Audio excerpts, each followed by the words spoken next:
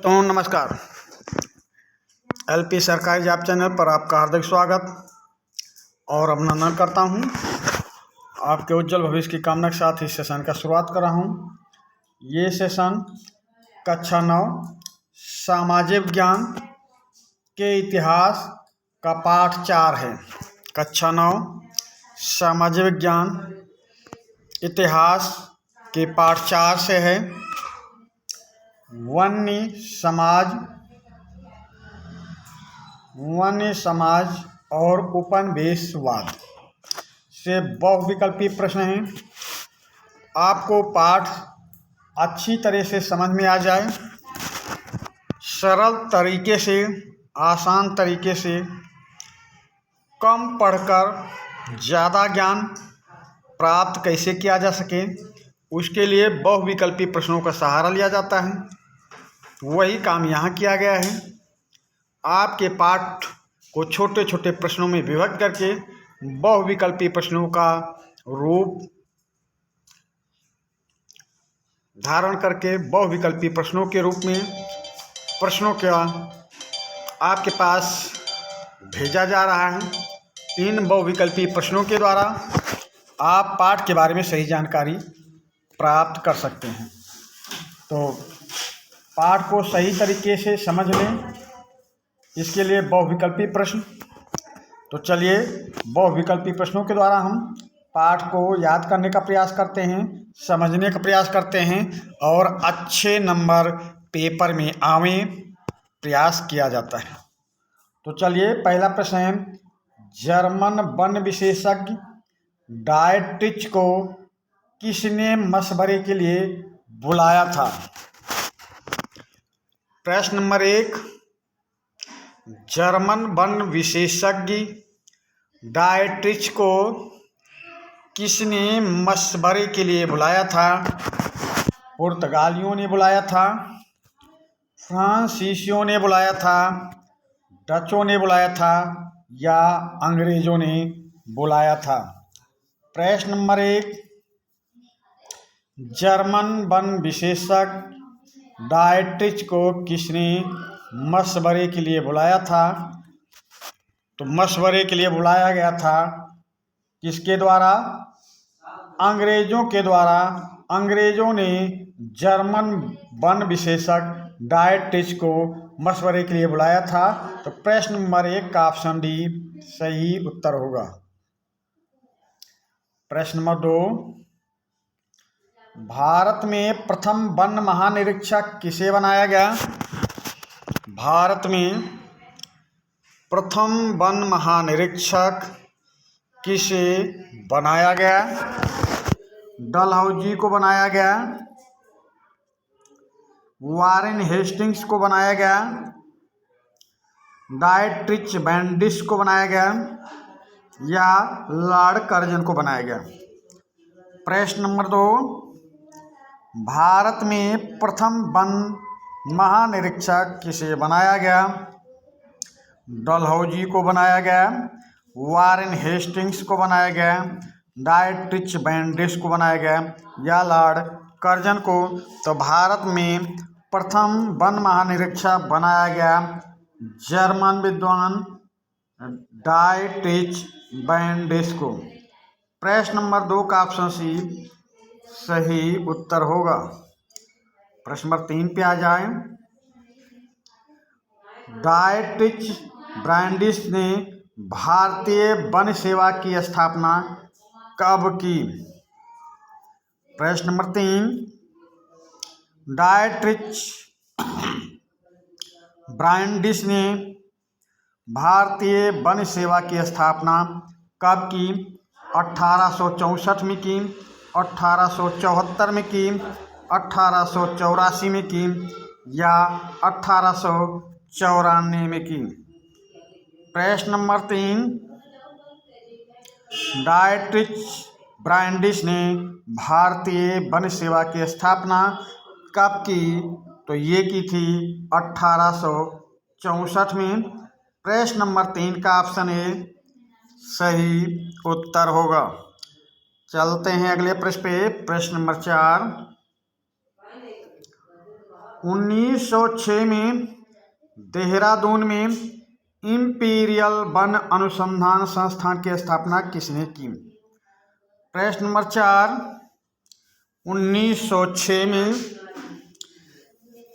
देहरादून में imperial one अनुसंधान की स्थापना किसने की? लॉर्ड कर्जन ने की थी, या इरविंग ने की थी, या कैनिंग ने की थी, या डायट्रिच ब्रांडिस ने की थी? तो 1906 में देहरादून में इंपीरियल वन अनुसंधान संस्थान की स्थापना डायट्रिच ब्रांडिस ने की थी, यानी प्रश्न नंबर 4 का ऑप्शन डी सही उत्तर होगा। अगले प्रश्न पे आ जाएं। प्रश्न नंबर 5, 1878 के कानून में 1878 के कानून में वनों को 3 श्रेणियों में विभाजित किया गया, इनमें से कौन शामिल नहीं है? प्रश्न नंबर 5, 1878 के कानून में वनों को 3 श्रेणियों में विभाजित किया गया, इनमें से कौन शामिल नहीं है? आरक्षित वन शामिल नहीं है, या सुरक्षित वन नहीं शामिल, या ग्रामीण वन नहीं शामिल, या अनारक्षित वन नहीं शामिल है? तो प्रश्न नंबर 5 का सही उत्तर होगा 1878 के कानून में वनों की 3 श्रेणियों में अनारक्षित वन शामिल नहीं है। प्रश्न नंबर 5 का ऑप्शन डी सही उत्तर होगा। अगले प्रश्न पे आ जाएं। प्रश्न नंबर 6, वनों के अधिकतम उपयोग, वनों के अधिकतम उपयोग और वन संपदा को अनावश्यक विनाश से बचाने के लिए सरकार ने भारत में inspector general of forest in India किसे नियुक्त किया? प्रश्न नंबर 6, वनों के अधिकतम उपयोग और वन संपदा को अनावश्यक विनाश से बचाने के लिए सरकार ने भारत में inspector general of forest in India किसे नियुक्त किया? जर्मन निवासी डायट्रिच ब्रांडिस को, जर्मन निवासी डायट्रिच ब्रांडिस को, या पुर्तगाली निवासी वास्को डी गामा को, या फ्रांसीसी निवासी डोप्ले को, या ब्रिटिश निवासी एलन एक्टोवियन ह्यूम को? तो वनों के अधिकतम उपयोग और वन संपदा को अनावश्यक विनाश से बचाने के लिए सरकार ने भारत में inspector general of forest in India किसे नियुक्त किया है? तो ये नियुक्त किया था जर्मन निवासी डायट्रिच ब्रांडिस को, जर्मन निवासी डायट्रिच ब्रांडिस को। प्रश्न नंबर 6 का ऑप्शन ए सही उत्तर होगा। यहाँ भी प्रश्न नंबर 6 है, पर प्रश्न अलग है। ब्रिटिश सरकार ने देहरादून में इंपीरियल फॉरेस्ट रिसर्च इंस्टीट्यूट की स्थापना कब की? प्रश्न नंबर 6, ब्रिटिश सरकार ने देहरादून में इंपीरियल फॉरेस्ट रिसर्च इंस्टीट्यूट की स्थापना कब की? तो यहाँ पे सीधा देहरादून दिया गया है, तो यहाँ पे ऑप्शन में थोड़ा मिस्टेक है। यहाँ सीधा देहरादून यहाँ भी है, देहरादून यहाँ भी है, तो आपका सही उत्तर ये हो जाएगा 1906 में देहरादून में, 1906 में देहरादून में। यहाँ पे देहरादून नहीं रहता तो प्रश्न सही रहता। चलिए, ब्रिटिश सरकार ने देहरादून में 1906 में इंपीरियल फॉरेस्ट रिसर्च इंस्टीट्यूट की स्थापना की थी। अगले प्रश्न पे चलते हैं। प्रश्न नंबर 7, वन विद्रोह के संबंध में संथाल परगना में कौन से विद्रोही थे? प्रश्न नंबर 7, वन विद्रोह के संबंध में संथाल परगना के विद्रोही कौन थे? सिद्धू कान्हू थे, या बिरसा मुंडा अल्लूरी सीताराम राजू थे, या मारिया और मुरिया गूंड थे, या धोरबा बत्रा और हलवा थी? प्रश्न नंबर 7, वन विद्रोह के संबंध में संथाल परगना में कौन से विद्रोही थे? सिद्धू और कान्हू, बिरसा मुंडा अल्लूरी सीताराम राजू, मारिया और मुरिया गूंड, धोरबा बत्रा और हलवा। तो यहाँ पे ये आप समझ लें कि वन विद्रोह के संबंध में संथाल परगना के विद्रोही थे सिद्धू और कान्हू। प्रश्न नंबर 7 का ऑप्शन ए सही उत्तर होगा। प्रश्न नंबर 8, बिरसा मुंडा वन विद्रोही कहाँ के रहने वाले थे? बिरसा मुंडा वन विद्रोही कहाँ के रहने वाले थे? छोटा नागपुर के, या आंध्र प्रदेश के, या संथाल परगना के, या बस्तर जिला के? प्रश्न नंबर 8, बिरसा मुंडा वन विद्रोही कहाँ के रहने वाले थे?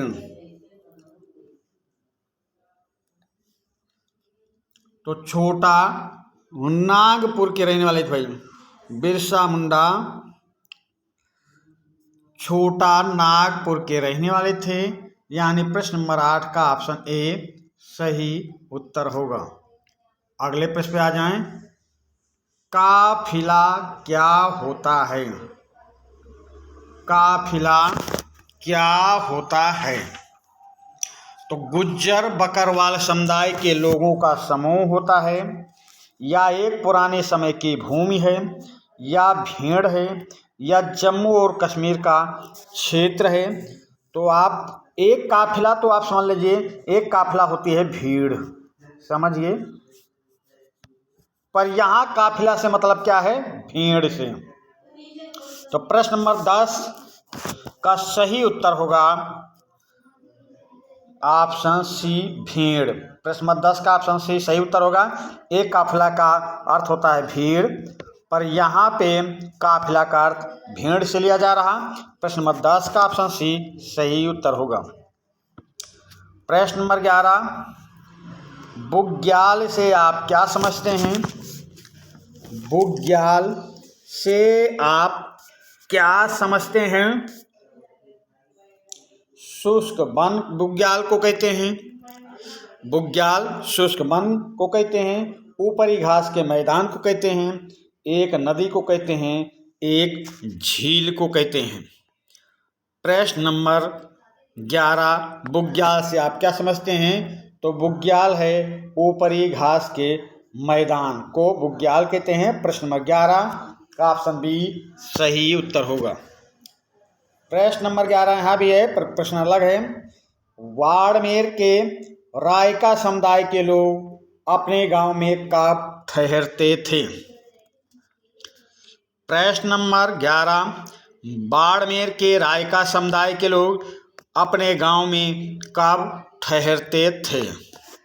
बरसात में ठहरते थे, या सर्दियों में ठहरते थे, या गर्मियों में ठहरते थे या कभी नहीं। प्रश्न नंबर 11, बाड़मेर के रायका समुदाय के लोग अपने गांव में कब ठहरते थे? तो ये जब भाई बारिश होगी तभी ये ठहरेंगे, क्योंकि मान लीजिए सर्दी है तो अच्छा खासा बिस्तर लेके बाहर रह सकते हैं, गर्मी में रह सकते हैं, पर बरसात में तो नहीं रह सकते ना। तो आपका सही उत्तर होगा बाड़मेर के रायका समुदाय के लोग अपने गांव में ठहरते हैं बरसात में। प्रश्न नंबर 11 का ऑप्शन ए सही उत्तर होगा। प्रश्न नंबर 11 ये भी है पर प्रश्न अलग है। भारत में अपराधी जनजात अधिनियम कब पारित किया गया? प्रश्न नंबर 11, भारत में अपराधी जनजात अधिनियम कब पारित किया गया? 1857 में, 1861 में, या 1871 में, या 1885 में।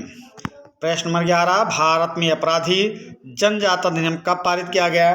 तो ये पारित किया गया था 1885 में। प्रश्न नंबर 11 का ऑप्शन डी सही उत्तर होगा। प्रश्न नंबर 12 पे आ जाएं। तंजानिया में रहने वाले मसाई समुदाय के लोगों की संख्या कितनी है? प्रश्न नंबर 12, तंजानिया में रहने वाले मसाई समुदाय के लोगों की संख्या कितनी है? 3 लाख संख्या है, या 2 लाख संख्या है, या 1.5 लाख संख्या है, 1,50,000, या 1 लाख संख्या है? प्रश्न नंबर 12, तंजानिया में रहने वाले मसाई समुदाय के लोगों की संख्या कितनी है? तो ये तंजानिया में रहने वाले मसाई समुदाय के लोगों की संख्या 2 लाख है। प्रश्न नंबर 12 का ऑप्शन बी सही उत्तर होगा। प्रश्न नंबर 13 पे आ जाएं। प्रश्न नंबर 13, सन 1700 से 1995 के बीच जंगलों का कितना क्षेत्रफल साफ कर दिया गया? प्रश्न नंबर 13, सन 1700 से 1995 के बीच जंगलों का कितना क्षेत्रफल साफ कर दिया गया? तो 1,49,000 किलोमीटर, या 1,59 लाख वर्ग किलोमीटर, या 149 लाख वर्ग किलोमीटर, या 129 लाख वर्ग किलोमीटर, और ये है भाई 139 लाख वर्ग किलोमीटर। 139 लाख वर्ग किलोमीटर, समझ गए? ये 39 है, 49 नहीं। तो प्रश्न नंबर 13, 1700 से 1995 के बीच जंगलों का कितना क्षेत्र फल साफ कर दिया गया? तो 139 लाख वर्ग किलोमीटर। तो प्रश्न नंबर 13 का ऑप्शन ए सही है। 149 नहीं, 139 लाख वर्ग किलोमीटर है। ये सुधार कर लेंगे। चलिए अगले प्रश्न पे आते हैं। प्रश्न नंबर 14, 1880 से 1920 के मध्य कृषि योग्य भूमि कितनी वृद्धि हुई? कृषि योग्य भूमि में कितनी वृद्धि हुई? सन 1880 से 1920 के मध्य कृषि योग्य भूमि में कितनी वृद्धि हुई? 25 लाख हेक्टेयर, 67 लाख हेक्टेयर की वृद्धि हुई, या 55 लाख हेक्टेयर की वृद्धि हुई, या 75 लाख हेक्टेयर की वृद्धि हुई? 1880 से 1920 के मध्य कृषि योग्य भूमि में कितनी वृद्धि हुई है? तो इस अवधि में 67 लाख हेक्टेयर भूमि की वृद्धि हुई है, कृषि योग्य भूमि की वृद्धि हुई है। प्रश्न नंबर 14 का ऑप्शन बी सही उत्तर होगा। प्रश्न नंबर 15 पे आ जाएं। 19वीं सदी के आरंभ में ओपन बेसिक सरकार ने जंगलों को अनुत्पादक क्यों माना? 19वीं सदी के आरंभ में ओपन बेसिक सरकार ने जंगलों को अनुत्पादक क्यों माना? उत्पादन ना होना इसलिए अनुत्पादक माना, या नियंत्रण ना होना इसलिए जंगलों को अनुत्पादक माना, या आदिवासियों के कारण जंगलों को अनुत्पादक माना, या राजस्व न मिलने के कारण जंगलों को अनुत्पादक माना। तो 19वीं सदी के आरंभ में ओपन बेसिक सरकार ने जंगलों को अनुत्पादक माना क्योंकि उनसे राजस्व नहीं मिलता था। यानी प्रश्न नंबर 15 का ऑप्शन डी सही उत्तर होगा। प्रश्न नंबर 15, कांटेदार छाल वाला वृक्ष कौन सा है? कांटेदार छाल वाला वृक्ष कौन सा है? साल है कांटेदार छाल वाला वृक्ष, या टीक है कांटेदार छाल वाला वृक्ष, या सेमर है कांटेदार छाल वाला वृक्ष, या दिए गए सभी हैं। प्रश्न नंबर 15,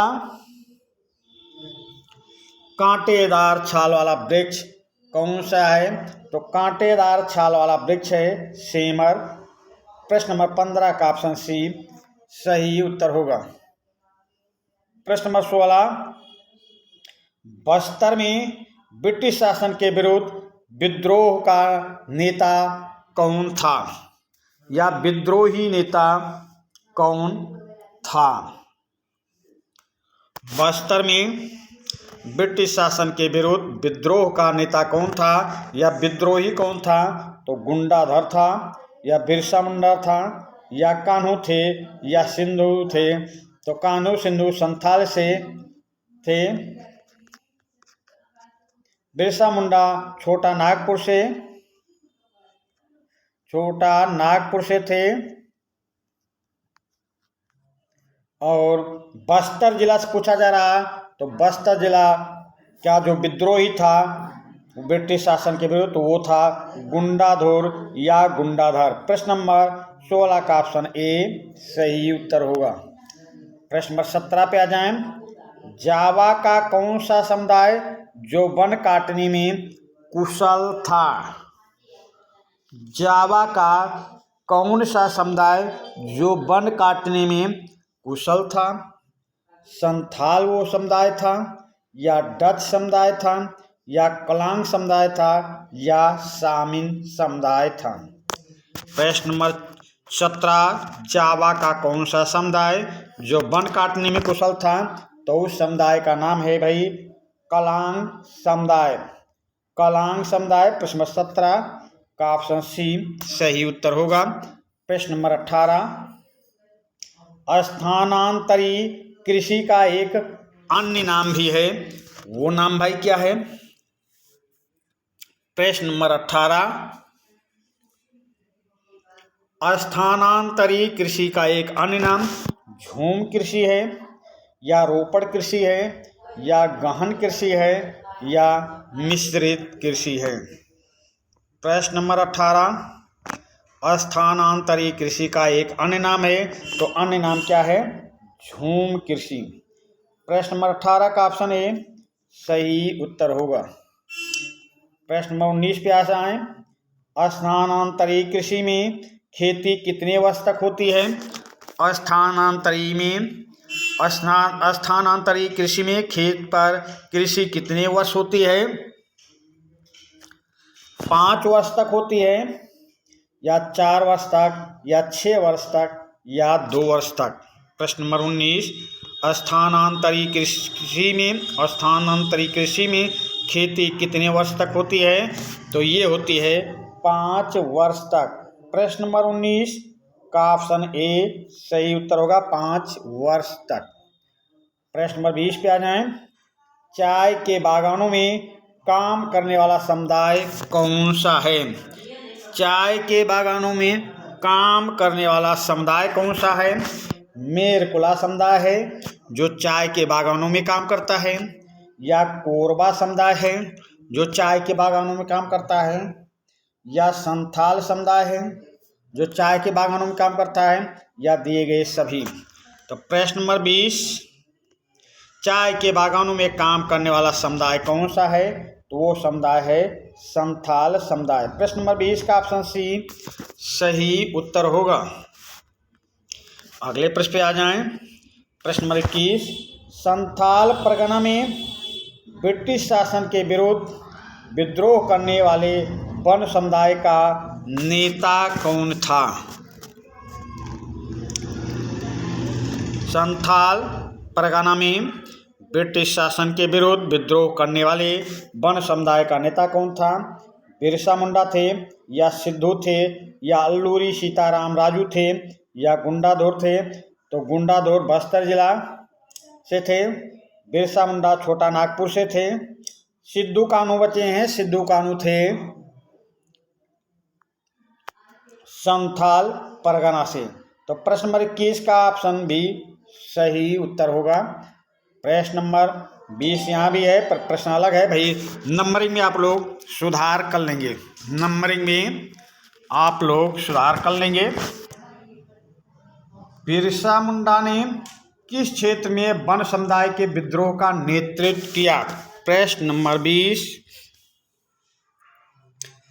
बिरसा मुंडा ने किस क्षेत्र में वन समुदाय के विद्रोह का नेतृत्व किया? तो आंध्र प्रदेश में, या केरल में, या संथाल परगना में, या छोटा नागपुर में। प्रश्न नंबर 20, बिरसा मुंडा ने किस क्षेत्र में वन समुदाय के विद्रोह का नेतृत्व किया? तो छोटा नागपुर में वन समुदाय के विद्रोह का नेतृत्व किया था कौन? बिरसा मुंडा।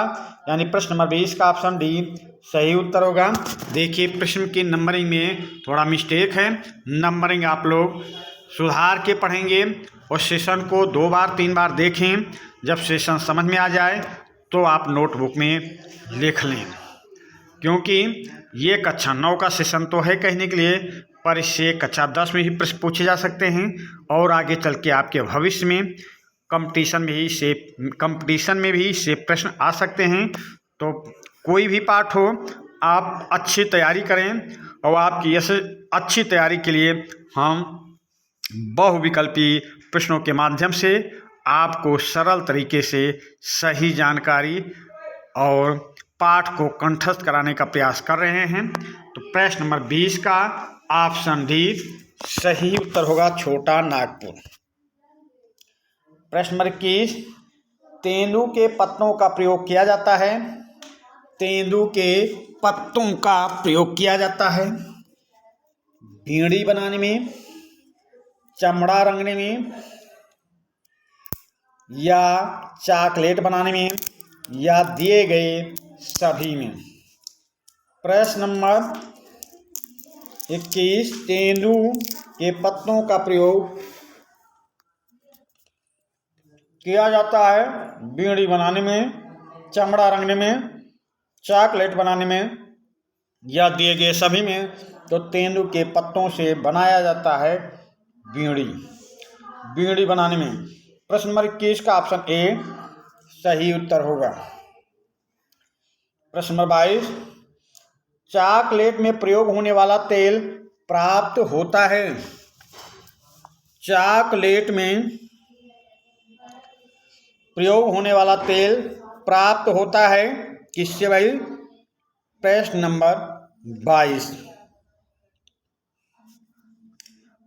टीक के बीजों से। ये टीक है भाई, टीक के बीजों से, शीशम के बीजों से, साल के बीजों से, या कपास के बीजों से।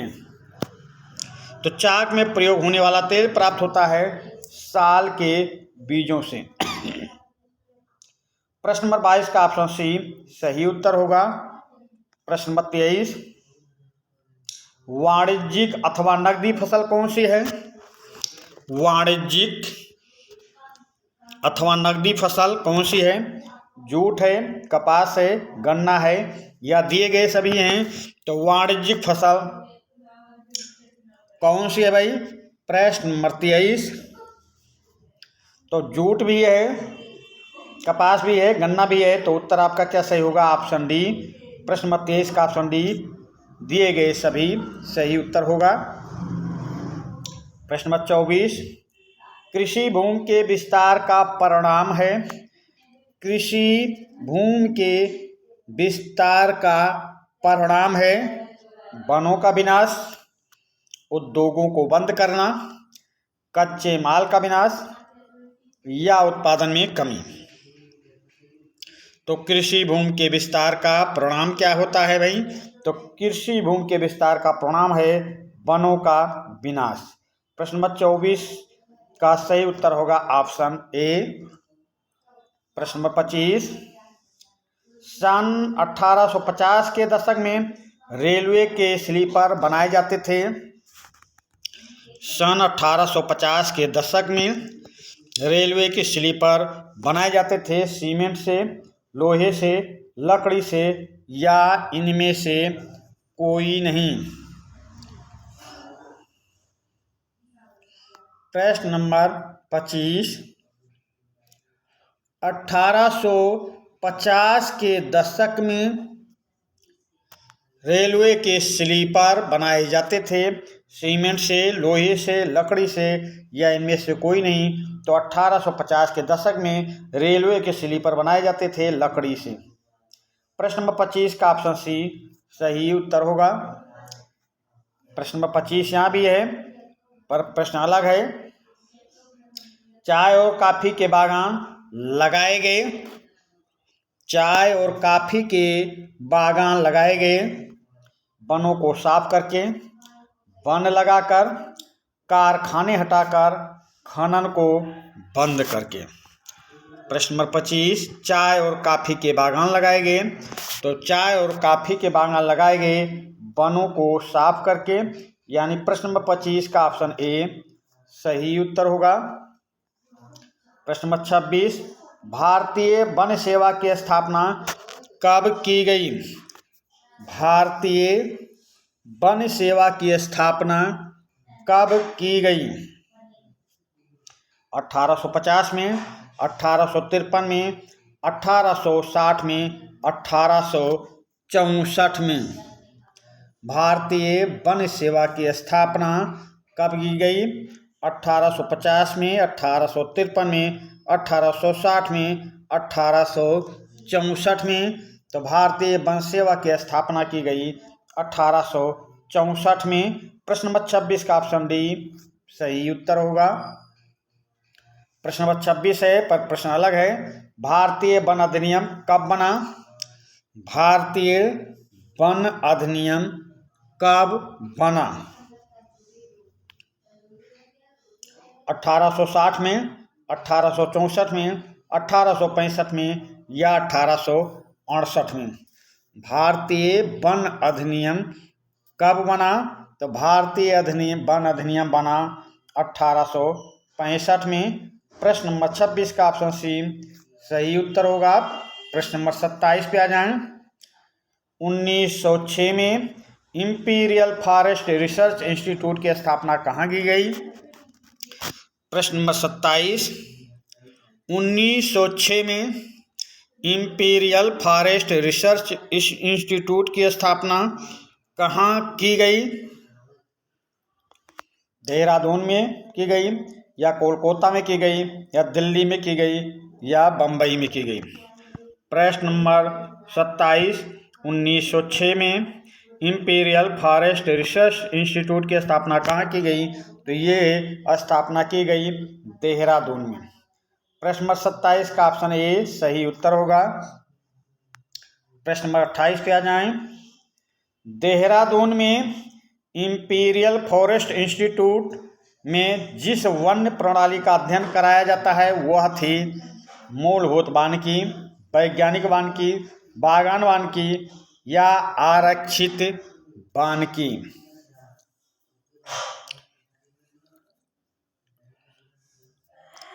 प्रश्न नंबर 28, देहरादून में इंपीरियल फॉरेस्ट इंस्टीट्यूट में जिस वन प्रणाली का अध्ययन कराया जाता था वह थी, कोई क्या थी भाई, मूलभूत मानकी, वैज्ञानिक मानकी, वागान मानकी या आरक्षित मानकी। तो प्रश्न नंबर 28 का ऑप्शन सी सही उत्तर होगा, बागान मानकी। चलते हैं अगले प्रश्न पे। प्रश्न नंबर 29,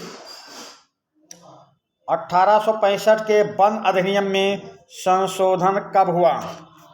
1865 के वन अधिनियम में संशोधन कब हुआ?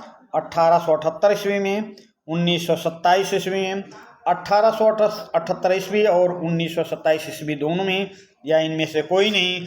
तो प्रश्न नंबर 29, 1865 के वन अधिनियम में संशोधन कब हुआ? ये संशोधन 1878 ईस्वी में तथा 1927 ईस्वी में हुआ। तो प्रश्न नंबर 29 का ऑप्शन सी सही उत्तर होगा। अगले प्रश्न पे आ जाएं। प्रश्न नंबर 30, 1878 के वन अधिनियम के अनुसार, 1878 के वन अधिनियम के अनुसार ग्रामीण मकान बनाने तथा ईंधन के लिए जिस वर्ग के वनों से लकड़ी ले सकते थे वह वर्ग कौन सा है?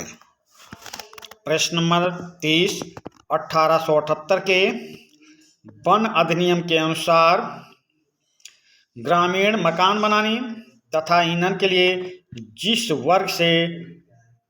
वर्ग के वनों से लकड़ी ले सकते थे वह वर्ग कौन सा है?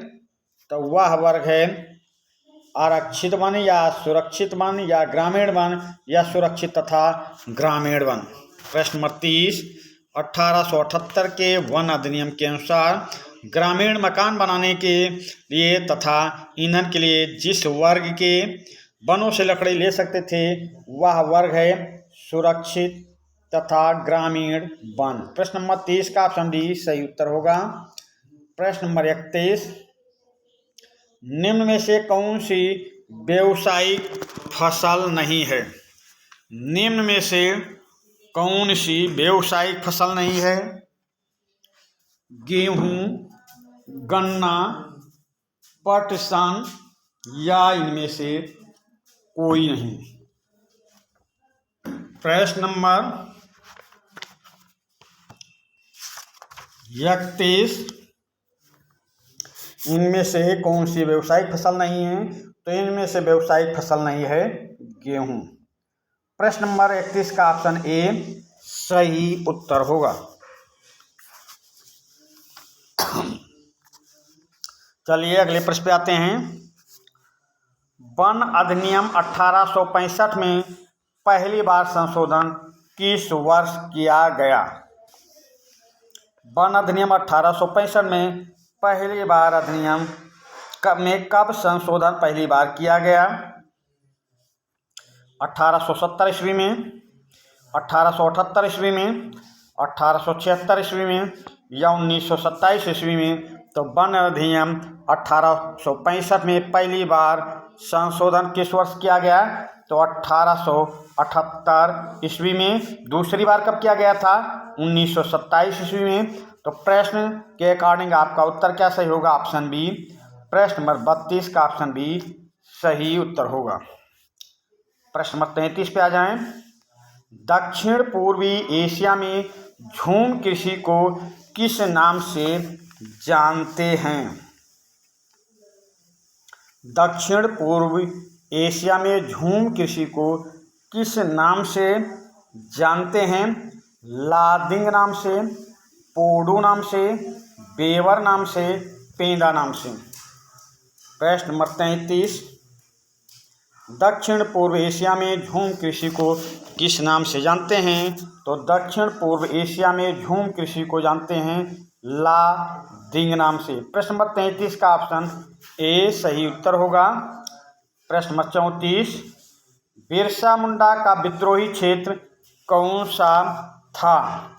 बिरसा मुंडा का विद्रोही क्षेत्र कौन सा था? आंध्र प्रदेश था, छोटा नागपुर था, संथाल परगना था या उड़ीसा? तो बिरसा मुंडा का विद्रोही क्षेत्र कौन सा था? तो बिरसा मुंडा का विद्रोही क्षेत्र था छोटा नागपुर। प्रश्न नंबर 34 का ऑप्शन बी सही उत्तर होगा। अगले प्रश्न पे आ जाएं। भस्म करो भागो नीति किस क्षेत्र से संबंधित है? भस्म करो भागो नीति किस क्षेत्र से संबंधित है? सुमात्रा से संबंधित है, भारत से संबंधित है, जावा से संबंधित है या हालैंड से? प्रश्न नंबर 35, भस्म करो भागो नीति किस क्षेत्र से संबंधित है? तो भस्म करो भागो नीति का संबंध है जावा से। प्रश्न नंबर 35 का ऑप्शन सी सही उत्तर होगा। प्रश्न नंबर 36, जैव विविधता हेतु निम्न में से कौन सा क्षेत्र प्रसिद्ध है? जैव विविधता हेतु निम्न में से कौन सा क्षेत्र प्रसिद्ध है? अमेजन क्षेत्र प्रसिद्ध है या पश्चिमी घाट क्षेत्र प्रसिद्ध है या ए और बी दोनों प्रसिद्ध है या इनमें से कोई नहीं? प्रश्न नंबर 36, जैव विविधता हेतु निम्न में से कौन सा क्षेत्र प्रसिद्ध है? अमेजन क्षेत्र, पश्चिमी घाट क्षेत्र या ऑप्शन सी ए बी दोनों या इनमें से कोई नहीं? तो जैव विविधता हेतु दोनों क्षेत्र प्रसिद्ध हैं, अमेजन क्षेत्र और पश्चिमी घाट क्षेत्र। यदि दोनों प्रसिद्ध हैं तो सही उत्तर क्या होगा? प्रश्न नंबर 36 का सही उत्तर होगा ऑप्शन सी ए और बी दोनों। तो चलिए भाई, इस पार्ट से कम 3 सेशन, छोटे छोटे 3 सेशन जाएंगे, क्योंकि एक सेशन में ये भेजना नामुमकिन हो जाएगा। तो छोटे छोटे करके 3 सेशन में इस पार्ट को आपके पास भेजेंगे।